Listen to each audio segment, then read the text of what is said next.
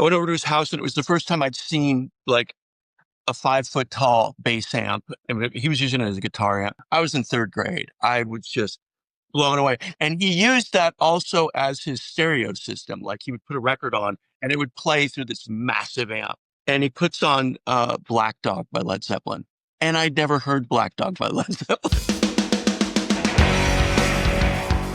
Welcome to The Creative Asylum, a weekly podcast that digs deep into the minds of visionary creators of all stripes. Musicians, actors, filmmakers, writers, artists, cartoonists, and cultural disruptors. Here, we'll discuss perspectives of living life on your own terms. Life lessons that keep us grounded, insane, and sometimes pull us back from the edge. So, take a deep breath, loosen your grip on the bland and the boring. This is your weekly prescription for authentic living, creative clarity, and hopefully, a little bit of cultural rebellion. Side effects may include spontaneous joy, existential epiphanies, and an uncontrollable urge to do weird and beautiful things. I can't believe this is finally happening. This is the very first episode of my new podcast, The Creative Asylum. My name is Daniel House. I played in bands for 9 years in Seattle, the last of which, probably my best known, a band called Skin Yard. I also own a record label, formerly Seattle-based, now San Diego-based. Label launched the careers of Built to Spill, Seven Year Bitch, The Gits, and believe it or not, Soundgarden and the Melvins. These conversations in the Creative Asylum will be with all different kinds of creative people. Nothing is ever scripted. It's all very conversational. It's all very organic and fluid. So you never know really where the conversations are going to go. But I'm always interested in people's thoughts and approaches to life and work and the things that drive them creatively to do what they do, and often at the expense of many other things. Anyway, this first episode is with a dear old friend of mine, Scott Crane. You may know his father from a little TV show back in the day called Hogan's Heroes. His father was Bob Crane, i.e. Hogan. We're not really going to talk about that much, though. We talk about his early days in the Seattle music scene out in Bainbridge Island. We talk about him becoming a producer of a lot of well-known industrial bands for large labels at a time when Seattle was being known for a different kind of music. In 2010, he moved to LA. And he's now a successful actor on the longest running daytime soap opera of all history. We'll get into that later. This is a great conversation. I'm glad you're here. If I'm a little stiff, I apologize. This is my first one. It'll get better, I promise. And the conversations we have planned down the road are going to be great. That I promise. So thank you for being here. Check out the conversation with my good friend, Scott Crane. So, I've known you for a long time. There was a big period of time that we were really out of touch, and we've reconnected more recently and kind of more intimately, I think, since we've both been in Southern California. But we first got to know each other initially in Seattle. You were in Skin Yard and you were running PZ Records. Yeah. And I owned a recording studio called Soundhouse. And we did quite a few records together, actually, back then. And there was a whole connection with my old, with Skin Yard and Jack Endino. He ended up kind of running the studio after you came down to LA. I want to start with you going way back, although I don't want to spend too much time talking about the fact that you kind of grew up around creative people. Your father being Bob Crane, best known as Hogan from Hogan's Heroes. Yep. But when we were talking recently, I don't think I realized that your mother was also an actress. I somehow just kind of missed that whole... The funny thing is, she's most famous for being Hilda on Hogan's. Really? She was the only female on the show. Okay. For the most part. She was the only female cast member. They had guests, but she was in every episode as Clink's secretary. And was that how they met? Or... Yeah, that is how they met. Okay. Before that, she'd been in movies with Frank Sinatra and Dean Martin and Wild Wild West episodes. And God, I used to love that show. Twilight Zone and a lot. She'd done quite a bit, actually. Yeah. She was in, probably the most famous movie she was in was Our Man Flint, which was where Austin Powers got its whole which actually, funny enough, I just rewatched that recently. Yes, the first one. Yeah, it's totally super fun. I Yeah, mean, I she think was. I watch way too many movies. Yeah, well, that's a classic. It's an obsession. So she was an actress, but then we moved to Bainbridge Island, just off the coast of Seattle, just 30 Right. minutes from downtown Seattle. And how old were you at that point? I was young. I was third grade. Okay. So, And but that's where I met Andy Wood because he was a neighbor of mine. He right. had just started Malfunction with his brother Kevin and Regan Hagar, and they were two doors down. And so I immediately was thrust into like the really burgeoning young Seattle music scene just by virtue of being best friends and neighbors with Andy and going all those early Metropolis and Guerrilla Garden shows and meeting all of you freaks. The funny thing was, I have a funny story here about Okay. Bainbridge and about Skin Yard, about you and about Jack Endino. Okay. There was another older friend of mine on Bainbridge Island named Greg Gunther. I went over to his house and it was the first time I'd seen like a 5 foot tall bass amp. And he was using it as a guitar amp. It was padded. It was a custom. It was a huge amp, and he had all these colorful, crazy looking guitar pedals and all these wires all over the floor.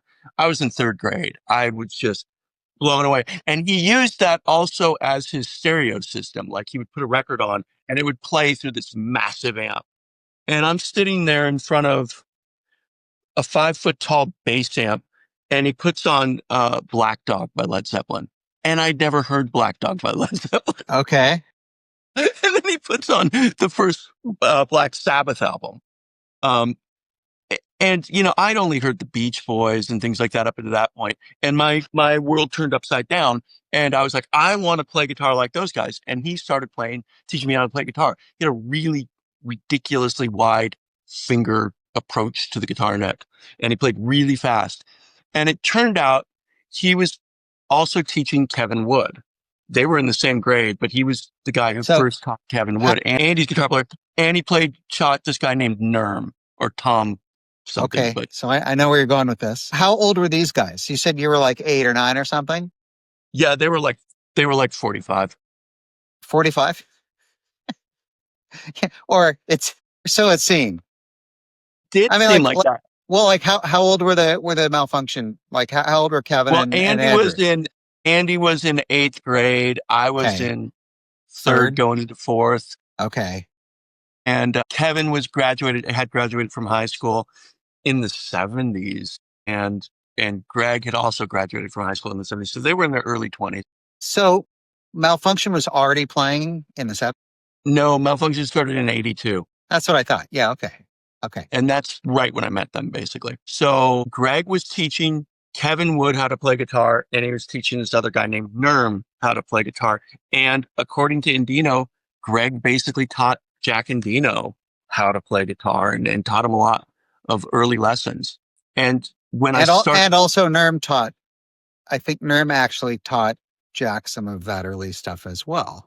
Well, you know how it is when you're kids and you're just learning instruments and there's not YouTube to learn from. You share information as it goes along. But Greg was kind of the central hub to this, and no one knows this guy's name.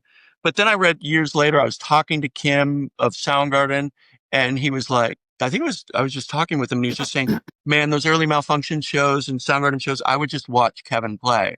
And that really and you hear it in Kim's playing. He's kind of all over the neck and crazy fast like Kevin. So is Jack Endino, and so is Nerm. And it all comes from this kid named Greg Gunther that no one knows of. So whatever happened to Greg Gunther?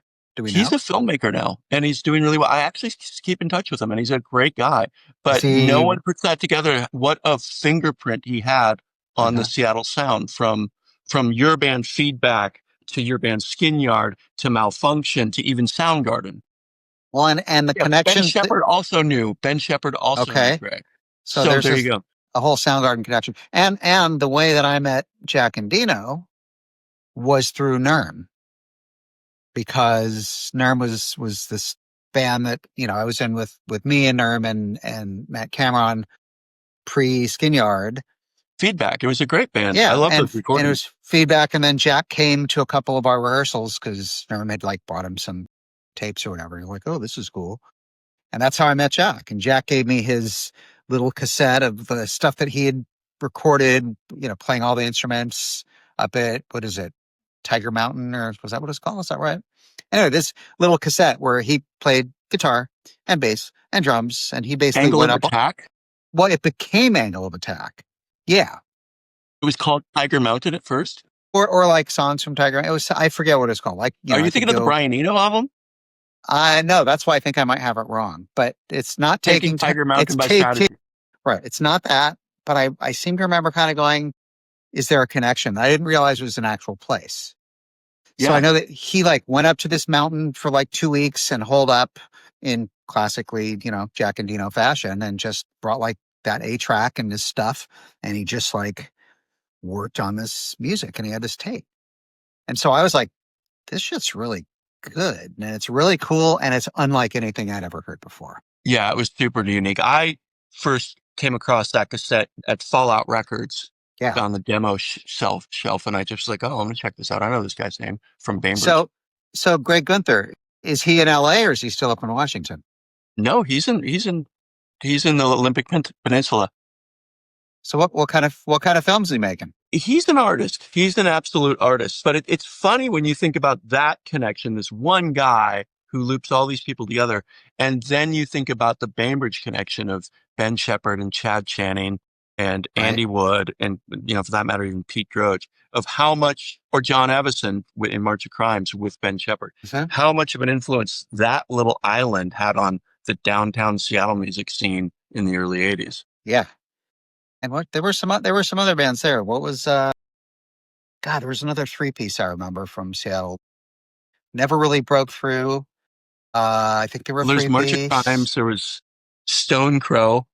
There was Malfunction, obviously, would be the granddad of them all. And, Chad was always playing in different bands. Chad was in my band while he was in Nirvana. That was a funny thing. We were all working at the Streamliner Diner in downtown Winslow on Bainbridge. And Chad was, Bleach was coming out. And Chad was also recording with me at Ironwood. Really? Now, what was that band? I don't know if I know about this band, do I? It was where I realized my band was ridiculous. It was me.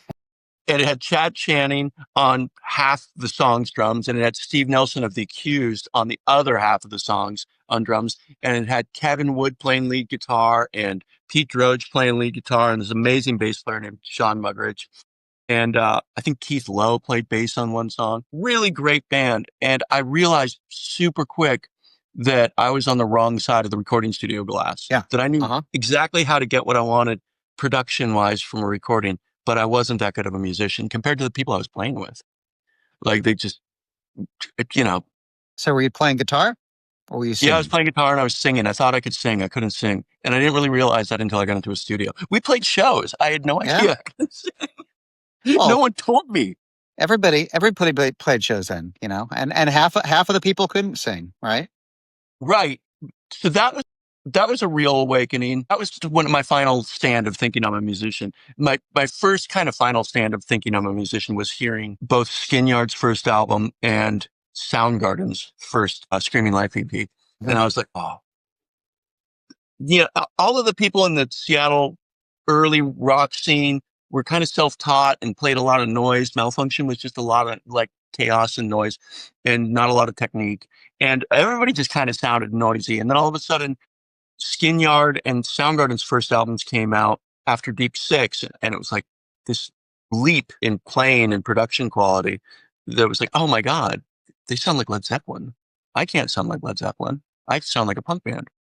And so that was kind of my evolution of realizing I need to be a record producer instead of a musician. And so is that when you started Soundhouse, or that's just when you started doing studio work that eventually led to Soundhouse? Exactly. Yeah, I had always had a 4-track. I'd recorded Andy. I'd recorded all my friends. When we went to Ironwood, I took a lot of the techniques that I was doing there, like taping backwards and drum machines through guitar boxes and things like that. And I brought it into Ironwood, and I just realized I'm so much more of an engineer or a producer than I am an actual musician. We had one song that got played on KCMU, which is now KEXP, but it got played on KCMU quite a bit. and it got reviewed in the Rocket, and it got the cassette that we released got reviewed in Backlash. We played a couple shows in Pioneer Square in Ballard, and then I realized I needed to hang it up. Our last show was at the Bomb Shelter Video Studio in Ballard. Yeah. You remember that place? I remember Frank Harlan. Yeah. I'm not he sure had a studio in Ballard. If I went to the studio or not, but I think I must have at some point. It was a studio. Well, yeah, Skin Yard was always on Bomb Shelter Videos. Yeah, but that doesn't mean we went there.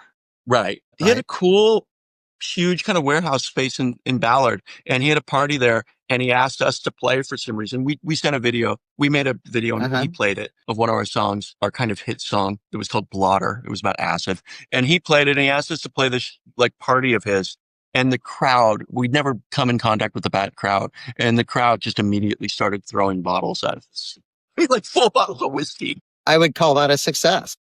It was, we'd play it down in the Color Box or something, and people would be so friendly and nice and tell us how great we were. And then we go to Ballard and the Bomb Shelter Videos party. It was I think the Accused might have been playing after us, and that's how we got in, because Steve was our drummer.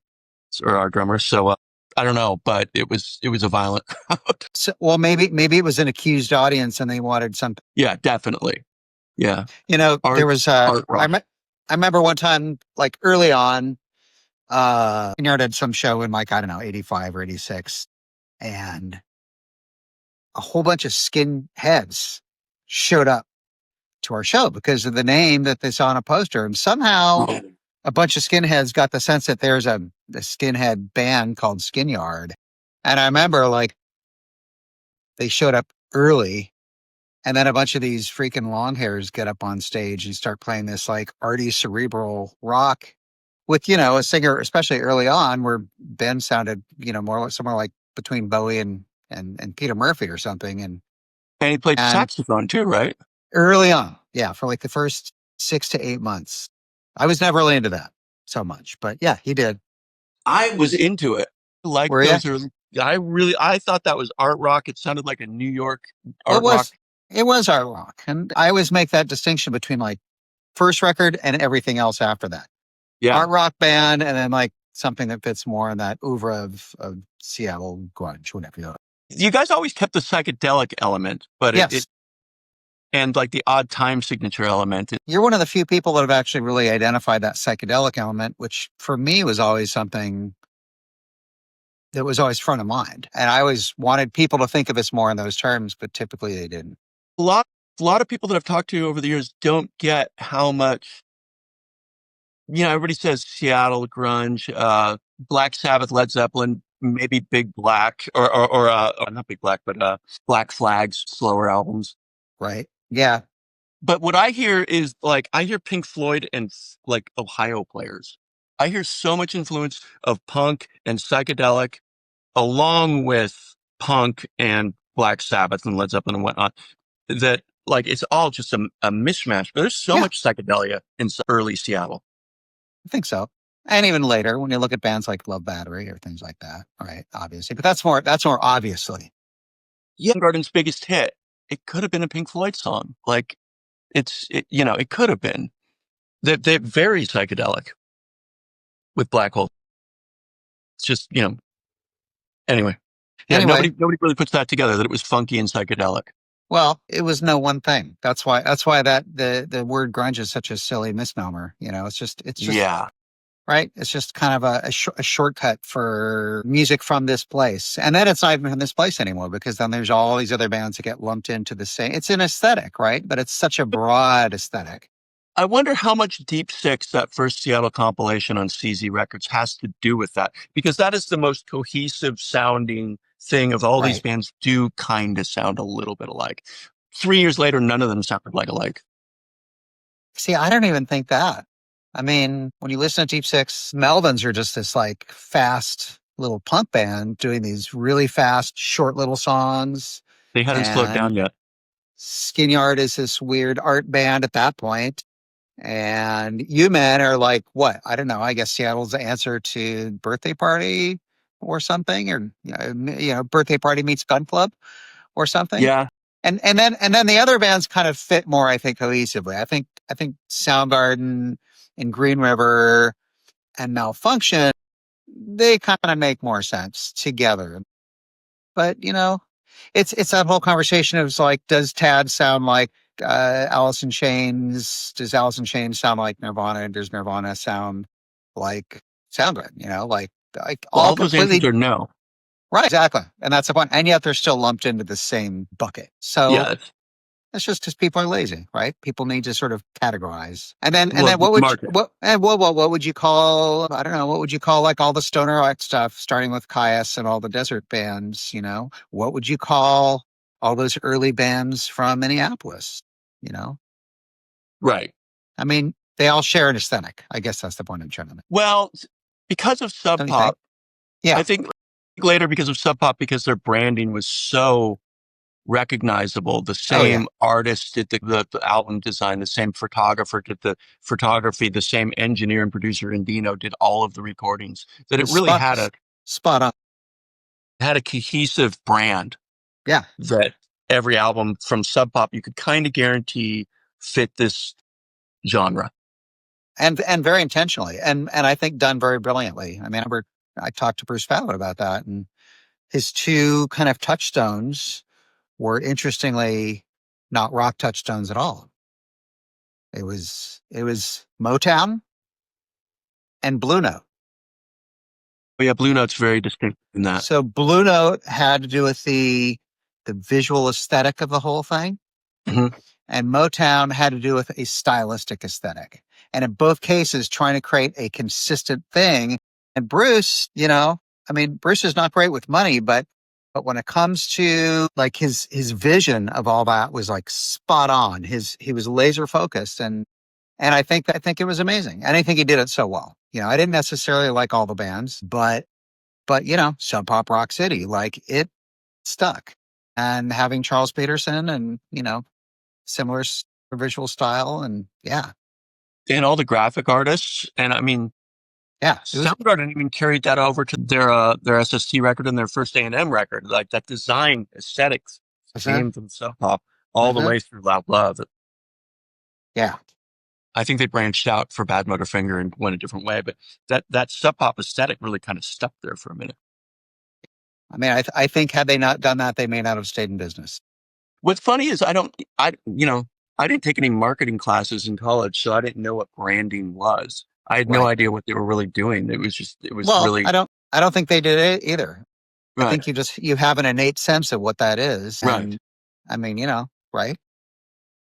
Yeah, obviously Barry Gordy knew exactly what he was doing with Motown. Yeah. But he may not have known what to call it, and maybe it doesn't matter. So, but okay. Same that idea of like having Phil Spector produce your hits because you're going to get this certain thing. Yeah. That wall of sound. Yeah. Same idea. Anyway. So, okay. So you're like, I'm not doing music. I'm going to become a producer. And you produced quite a lot of stuff from that point forward. Yeah. Yeah. What's really strange is so Andy Wood, I saw him about 2 weeks before he passed away. And I saw him on the street in downtown Seattle, where you always kind of ran into Andy. And he hopped into my little pickup truck and he played this demo cassette of Mother Love Bone doing Hold Your Head Up by Argent. And he was like, I can't wait till your studio's open. We're going to be doing our demos there and all this stuff. And then he died. So sadly, shockingly, 2 weeks later. Yeah, it was a hard one. Suddenly, I found myself, there was quite a few CZ records coming through my studio with other producers like Scott Benson doing 7 Year Bitch, and the Gits. And that whole kind of rat house, Capitol Hill music scene of DC Beggars and people like that. Right. And I'm forgetting all the names now, but there's so many. Like Bands Alcohol Funny Car, Big Brown House. There was Funny Car, thank you, yeah. There was that whole group that came from Oberlin, I think, right? Yeah. Yeah. It was weird because the girl I was dating at the time was really into industrial music, and she had introduced me to like Vancouver's Skinny Puppy and this whole industrial music scene, Throbbing Gristle and Ministry and all this stuff. And I slowly became a fan of that stuff. And the next thing I knew, that's what I was recording. I was working with Skinny Puppy. I was working with almost all the members of Ministry, at least in various projects like Pigface and other offshoots of that industrial music scene. And so while Seattle was in the throes of grunge mania, I was doing industrial music, and it was really strange. People would come to me like, I remember Mudhoney came to me and they wanted to hear what I'd recorded at the studio, and it was like Skinny Puppy. I had no, like, I could play them Scott Benson's Alcohol Funny Car, but that wasn't really Mudhoney's sound either. And eventually Mudhoney did become a client of Soundhouse's in the early 2000s once Endino started working there like full time. But well, I was trying to get them in the 90s and I just couldn't because I was working with a different level of a different genre of music. And I was also working with a lot of bigger record labels like Geffen and A&M, and Dave Matthews was a client. Tom Jones was a client. I did a lot of dance music and a lot of dance music remixes during that time with my friend Mark Walk. He was actually the producer who brought all of that industrial music to Soundhouse So and all those clients. It was Skinny Puppy and then a bunch of the stuff from like the whole Chicago scene? Yeah. Yeah. I mean, that people forget, that Chicago scene was enormous. It was parallel to the whole Seattle thing, but that was a huge thing going on parallel. I mean, when you think about the first Lollapalooza with Jane's Addiction headlining and Nine Inch Nails opening up.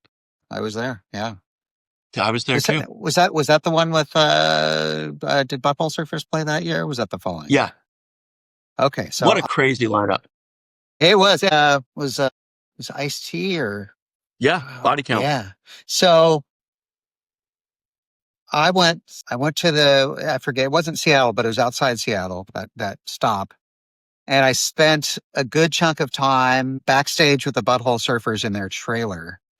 And I probably shouldn't tell the story, but it was a long time ago. I just remember Gibby coming out with a CD case, and on the CD case, like this little mountain of cocaine and just like a straw sticking out in the middle of it, right? Because there was so much cocaine, the straw would just stand there freely. And everybody just doing these insanely ridiculous, huge lines of cocaine. And this, this was at the peak when Gibby was definitely out of his mind for, however many years he was out of his mind. And I just remember Most of his life.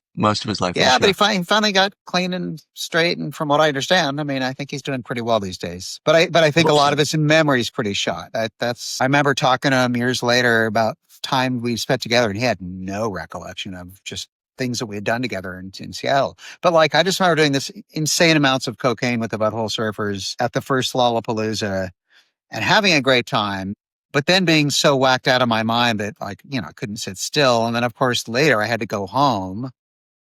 And right. at that point I actually had a wife and kid at home. And I think basically I couldn't sleep for like 2 days after that. It was just like completely dragged my out. Oh, maybe it was meth. No, it was coke. Okay. But there was a lot of meth around then back then too. Sure. I have a story about it's a story about Tijuana, the Butthole Surfers, Nirvana, and Soundgarden. Yeah. There was a club down in Tijuana called Iguanas, and it was all ages. And like I said, all those bands played there. Soundgarden, the Butthole Surfers, Tad, Nirvana, and everyone played down there. And I had gone to a Butthole Surfers show down there, and it was the scariest experience I've ever had in a club or at a show in my entire life.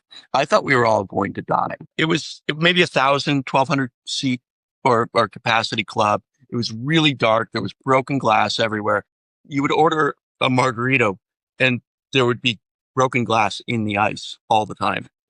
So you had to be careful about what you drank there. And the Butthole Surfers have fire dancers on the stage and nudity, and there's like a circumcision video being projected behind them, and the whole place is filling with smoke to where it's getting like actual smoke, not fog machine, to where it's getting hard to breathe. And I guess the federales had warned them not to do fire, not to have nudity on stage. And there was just a feeling of imminent danger and death in the audience, that this is a fire trap and we're all not just danger, but death. Yeah, like we're going to die and we're not going to be able to get to the fire exits. It was actually scary. For all the crazy nights at the Guerrilla Gardens when we were a lot younger, this was so much scarier. And all of a sudden, federales jump up on the stage and haul Gibby and the guitar player off the stage. And I didn't know what happened. The concert was over. Kind of, thank God. Because we could all file out nicely. Thank God they saved us. But years later, I read that they pulled Paul, Gibby, and I think his guitar player's name was Paul. Paul Leary. Yeah, into the alley and broke Gibby's legs No shit. and said, "Welcome to Mexico, asshole." Didn't arrest him, just broke his legs for not listening to them about fire and nudity on stage. I guess he learned his lesson. Huh? Welcome to Mexico, asshole. Wow. I've He heard did stories learn about his that. lesson. Clearly remembered it. It's an infamous show. Yeah, That it is. particular one. I've heard about it from other people, over the years. So let me ask about Soundhouse. And for people who don't know, Yeah. Soundhouse is a studio that you started and like actually designed and built. And Yeah, it was the first studio in Seattle built from the ground up to be a music studio. Reciprocal Recording had been a music studio several times with different Right, names, right. but it was an old, I think, Country Mart. It was like an old grocery store, I think. So a lot of people converted spaces into recording studios, but Sure. none were built from the ground up. Even Bad Animals, that was owned by Hart, which was the fanciest studio in Seattle in the 90s, was just built in an old warehouse. Uh-huh. There was another studio that was kind of built to be a studio, but different. We were built from the ground up, and Robert Lang's studio was built from the ground down. He literally started digging under his house's basement with like a spoon until he dug down 150 feet and made a studio down there. So that place was designed to be a studio, but with a lot of constraints because it was a tunnel system. And this was an old house in Ballard that had a huge backyard. Uh-huh. And I turned the whole thing into an actual studio built from the ground up. So what inspired you? I mean, most people don't do that. And you could have literally just been a producer working at Bad Animals and Robert Lang. So what inspired you to like want to actually take that leap of actually doing this? Because most people don't do that. Yet. What's that? Bad Animals wasn't there yet. Okay. I didn't even know about London Bridge, which was there, but nobody from our music scene in Seattle had gone up to wherever that Redmond or wherever that is, up north of Seattle. We never left Seattle. Our music scene never really left Seattle, unless you went on tour. But we didn't spend a lot of time going around to Tacoma or even North Seattle. We just kind of stuck to downtown Seattle. And there were no good studios. There were just none. And I thought I could make one. And hopefully, I just thought we could make better recordings, is really what I thought. And I was right. Yeah. It's still going. I left that studio in 2010.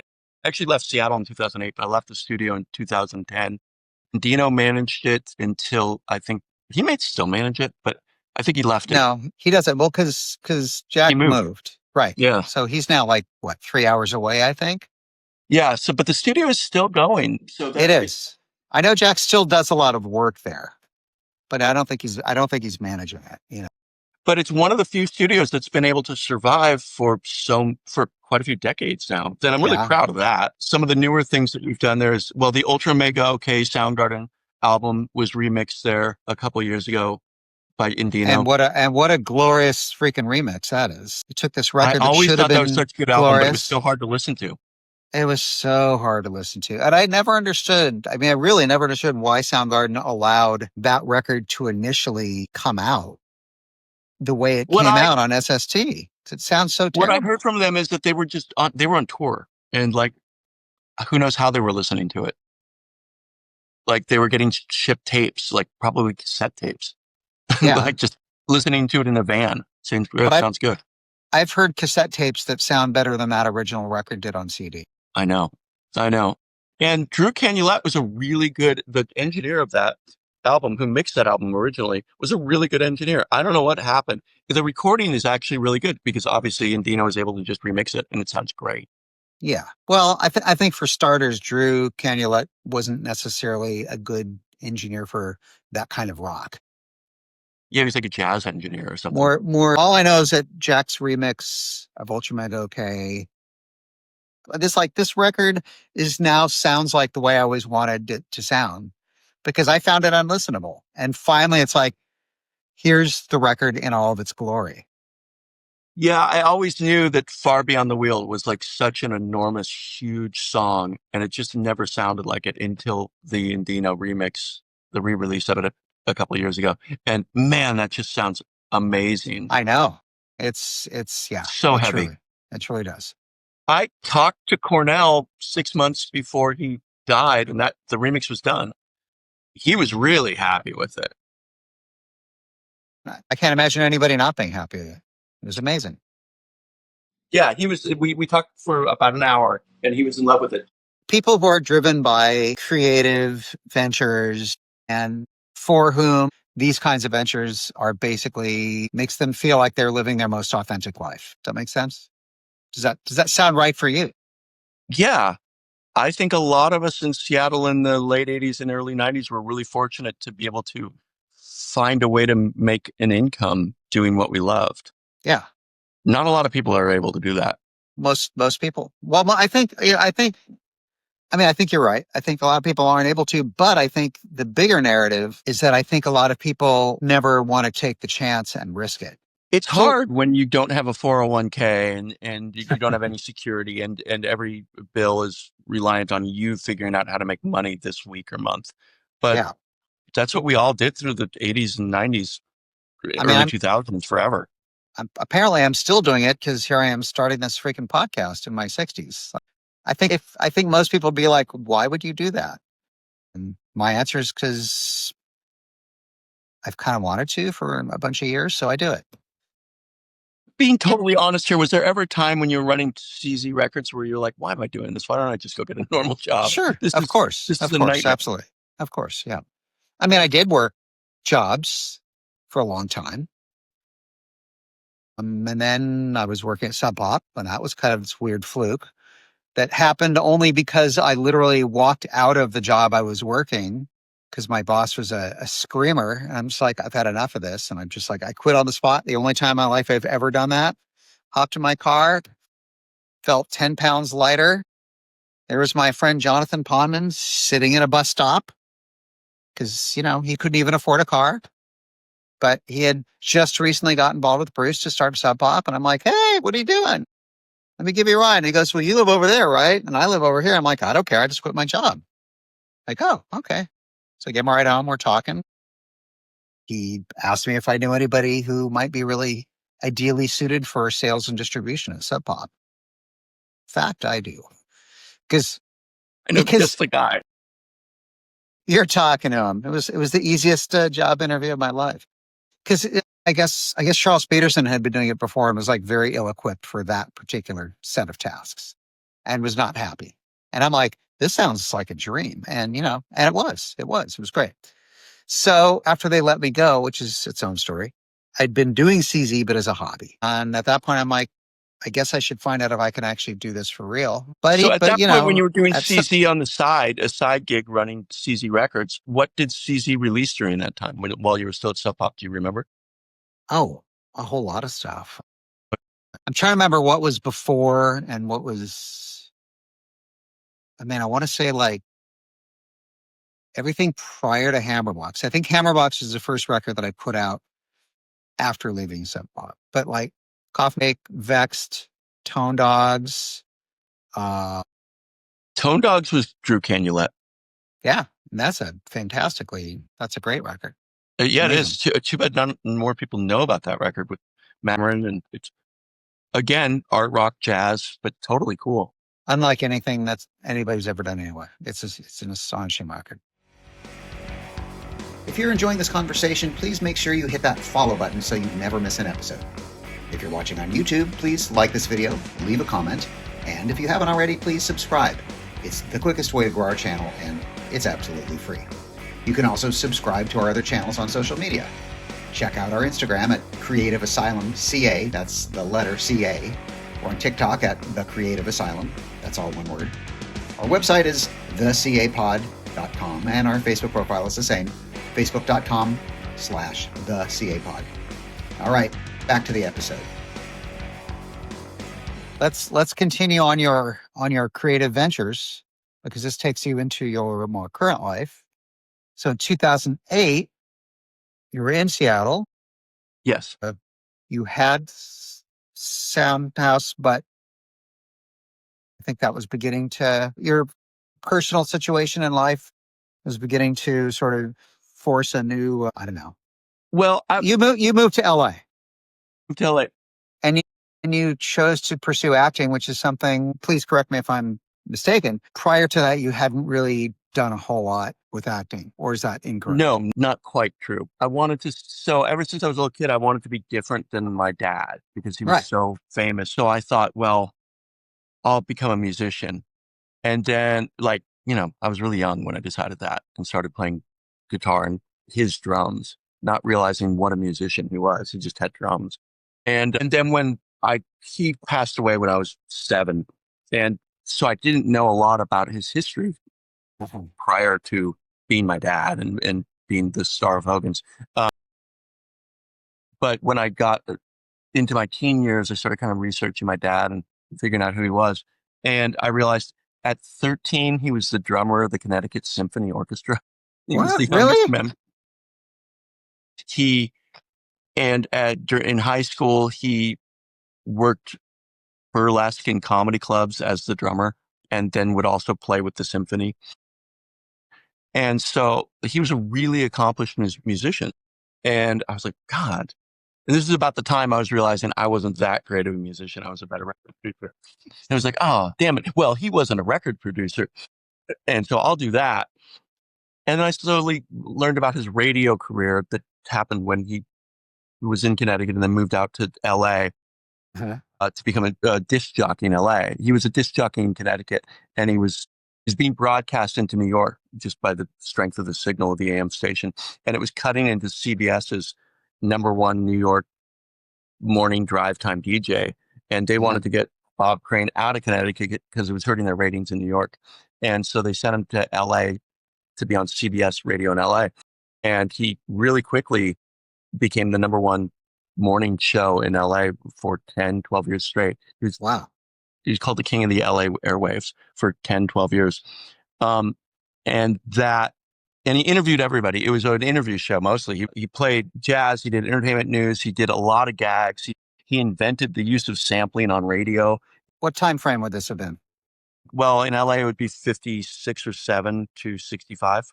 And he was the first DJ to, say a joke and hear a toilet flush or hear a chicken in the background or back then they would do cigarette commercials and he would just play audio of somebody having a coughing fit with bronchitis over a cigarette commercial. And the cigarette commercial, you'd think Philip Morris would be pissed and tell him not to. We paid for this ad and you're coughing all over it. And instead they thought it was hysterical and they just paid him more to do more of it. And so he was like that gaggy kind of jock radio when no one had a term for it at that time. And now that's kind of funny. I didn't know about that radio career.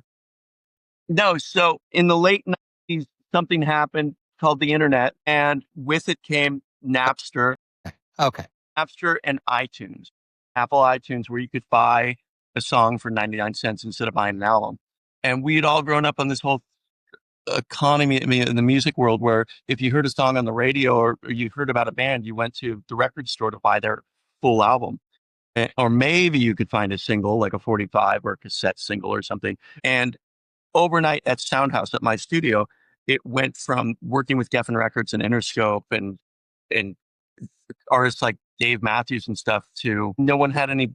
The music industry was destroyed overnight. In LA at that point, there were 400 A&R agents that had the responsibility to find new artists and sign them to record labels. Within 2 years, there were 40 A&R agents in LA. They just were not signing new artists unless you're going to be a massive, massive pop success. And so there was this whole middle class of music where you could survive as a musician touring and selling albums, but not being a top 10 hit maker at all, or even close, being pretty avant-garde. And so when you say destroy the music industry, are you talking about mainstream or just like what you're describing to me sounds like it might actually be a boon for indie labels? I don't think it was. You would know. I wouldn't know. I don't think it was. What I noticed is that I went from having international clients and major labels at my studio to suddenly having like guys who saved up their money dishwashing to record 1 or 2 songs. Right. I went from being able to charge minimum $750 a day for the studio to struggling to get $300 a day out of someone, like back to the mid 80s rates at the end of the 90s. And at the same time, a friend of mine, again from Bainbridge, John Evison, was, he's a celebrated author now. He's written, I don't know how many New York Times bestselling books, but he's written a lot. And he has a podcast as well. He does have a fresh face in hell, to give a little plug to his podcast. Which is a great name. Great name. Yes, it is a good name. He's good at naming things. He named March of Crimes. I think that's a great name, the band. He also, at that point, he was writing books but hadn't been published yet. And he had heard about a radio contest on KJR radio in Seattle, where if you sent in a demo tape, you could get your own radio show. And he asked me to help him produce it as his co-host. And we won. We won the KJR radio, Get Your Own Radio Show. We didn't know it was only for one day. And it was just one Saturday where we got to come into the studio and do a show. I didn't even go. Johnny went. I was so like, whatever. And he did it, and it was over with. But we both had the taste for doing radio. Our radio show that we'd done the demo for was like skit comedy, and I didn't know this is kind of what my dad was doing on the radio in the 50s and 60s. But here again, I'm like, radio is kind of fun. So Johnny and I start producing a radio show without a radio station, and we're doing an hour a week radio show, and we don't have any radio stations. We're sending out demos all over the country looking for a radio station. And we heard about a contest from the BBC4, called A World in Your Ear. And they were having a contest called the Best of International Radio. And we sent our radio show in. It was called Shaken Not Stirred. Shaken Not Stirred, like the drink. And we sent our radio show into the BBC Radio's contest, and we won. We won the Best International Radio Show Award from the BBC, but we'd never been broadcast. On the form, we just simply said that we were syndicated, and we weren't. And that's such a Seattle thing, to just claim you have a radio show when you don't, that you're internationally famous when you're not. That got press because people quickly found out that we weren't being broadcast anywhere, except for we were broadcast one day in 200 countries on the BBC for an hour. And the Seattle Times or PI wrote an article about the best radio show you'll never hear of because they don't have a radio station. And all of a sudden we had radio stations asking us, can we listen to the tape? And next thing we knew, we broadcast in Seattle and Portland, Chicago, Bakersfield, all the way to like Charlotte, North Carolina. We were broadcasting a ton of stations. It was a skit comedy show.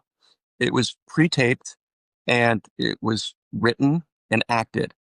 It was Johnny and I and a cast of about 7 regulars, actors, and then really a cast of about 40 different voice actors from Seattle. And there were all these people that I met this whole acting community in Seattle that was like, unless you're doing a Nike commercial or a Frederick and Nelson or Boeing commercial or Microsoft commercial, there's no work in Seattle. Yeah. And Seattle had a good theater scene, but that doesn't pay.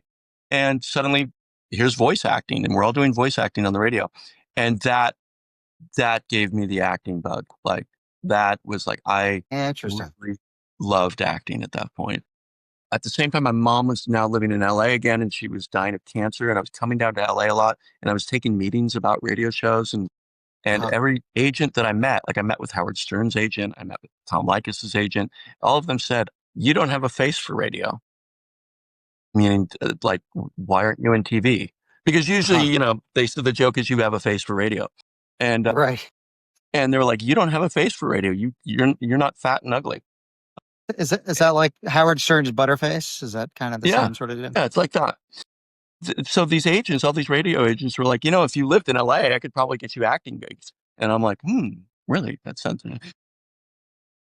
The Shaken Not Stirred program ended, and I was like, I'm gonna do it. I'm gonna move to LA, and I'm gonna meet these agents that all said I should be in TV and movies. None of them picked up the phone once I moved here. If I was coming from Seattle to visit, they'd all take meetings. But I'm like, hey, I live in LA. I can meet you anytime. No one wanted to meet.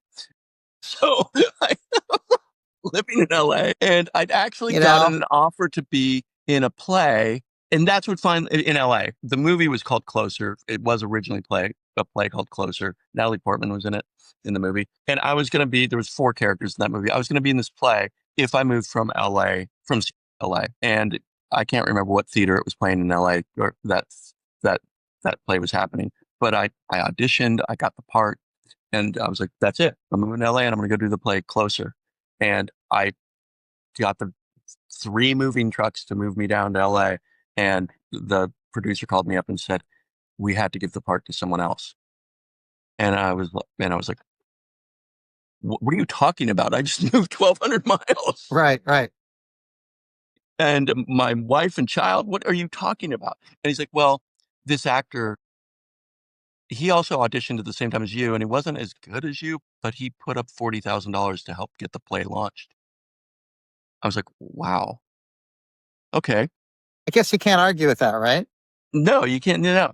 We like you, but we like his money more. But unless you can give us $40,000, we're going to go with him. Now, is this somebody you can name, or is that anybody that's even known? I don't even know his name. Okay. I don't think he ever worked again. I think he spent his 40 grand and it didn't do anything for him. And I was so mad I didn't even go see the play. So I don't know if he's good or not. But I then said, well, I'd been in plays in fourth grade and in high school, and I'd been on Shaken Not Stirred radio show, do acting, but I'd never taken acting classes. And so I decided I was going to enroll in the Stella Adler acting school. And I thought, this is different, because my mom had always told me my dad just learned to act by himself. He never was formally trained, and that he just got lucky and all of these things. And so I'm like, well, I'm going to take this serious. I'm going to go to the acting conservatory of Stella Adler in Hollywood, and a 2-year program. I enrolled in it. I took it really seriously. Midway through that 2-year program, I was cleaning out my mom's garage, and I found all these old boxes of my dad's. And in those boxes, I found this notebook of notes from 1957 of my dad's from the Stella Adler as his teacher. And I realized he did study. You've inadvertently followed your father's footsteps almost every single step of the way without knowing it as you're doing it. Yeah. I think that's fascinating. And Stella Adler, the school, because Stella had passed away quite a few years before, didn't know Bob, my father, was in her school either. They had Al Pacino and Marlon Brando and De Niro's pictures on their wall. And when I brought them these notes, and then I found a film of him interviewing Stella Adler and in her class, I brought the conservatory this film, and they were like, let's put his picture up on the wall. And I feel really good about that, actually. But yeah, inadvertently, I followed in his footsteps without trying to. And I did a bunch of indie movies. I produced and directed a couple of movies that did really well on the film festival circuit. One was called Curio Shop. And that's kind of my baby, my pride and joy. Uh-huh. And then COVID happened, and no one had any work. Days of Our Lives, the soap opera from 1964 or 5. It's on every single day, 5 days a week since 1964 or 5. It's never stopped. They film 6 months to a year in advance. So COVID happened. Yeah, for 3 months they shut down production, but then they were the first TV show or movie to go back to work, because their contract said they're not operating, I guess, under a normal, I don't know a lot about it, but they're not acting under a normal acting contract. They're more like considered essential workers, like weathermen or newscasters. Okay. And so we got to go back to work under all these new COVID protocols. And I was hired by Days of Our Lives to be an actor during the COVID season. And I'm really fortunate and I'm really thankful, but I'm still there. And that's probably, besides Soundhouse, the longest job I've ever had. That's kind of amazing. Yeah. And I'm just, I'm so thankful for it. And it's such an amazing show and cast and production. It's like trial by fire. You get your lines the day before. You only have a day to memorize them. You only get a take or two to do them. And we're filming 6 months to a year in advance. And it's really like theater acting, trial by fire, though. You just have no time. And the amazing thing about that show is it's the longest running scripted program in history. Each script is about 60 pages, about an hour long, and 5 days a week, no break ever, from 1965 till now. It's well over 1 million pages. It's the longest running narrative in human history. No other story is over 1 million pages. And it's in the Guinness Book of World Records for that. I think it's a very cool thing to be part of, and I'm proud. So that's what I'm doing now.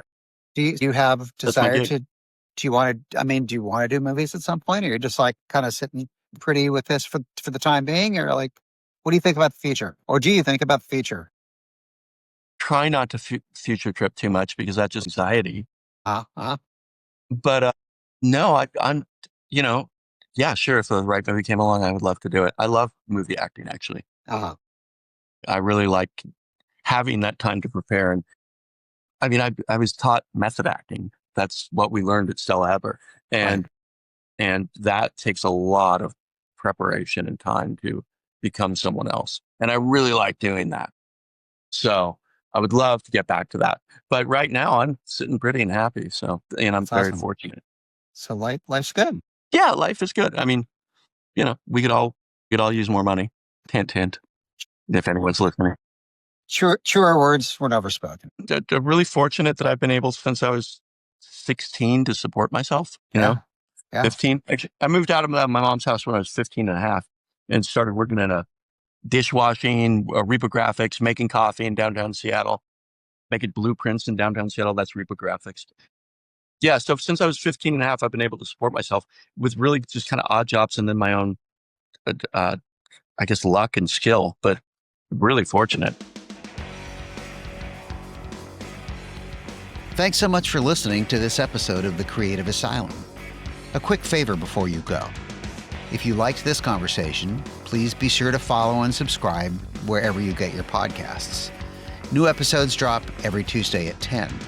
You can find us on Instagram and on YouTube at Creative Asylum CA. That's Creative Asylum and the letters CA. Our website is thecapod.com. And our Facebook is the same, facebook.com/thecapod. Until next week, when we'll have a new conversation with another creative disruptor, stay creative in life and at work.